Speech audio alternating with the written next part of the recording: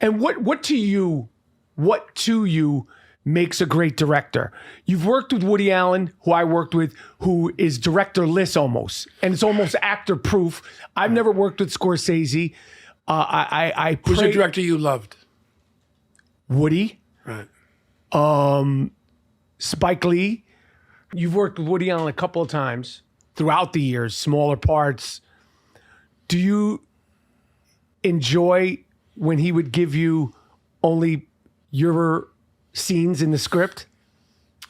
Well, I didn't, listen, when you work with Woody, you're working with somebody who, we were in Italy for the opening of To Rome with Love with Jesse Eisenberg and Greta Gerwig and what was Ellen Page. Right. And now Elliot Page. Elliot Page.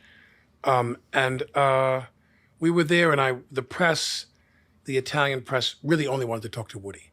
So all of us were on a dais, and they'd say, "Okay, you," and the reporter would go, "Woody, I have a question for Woody," and they'd ask Woody. So finally, they asked us a question: "What does this mean to you? To work with Woody?" And I had worked with him in this movie Alice, Yes, with Mia years ago, and I said, the thing about Woody is that as a star, as a comedic performer, as a movie star, as a writer, producer, what have you, I said, the thing that you got to remember is that first and foremost, Woody is a writer.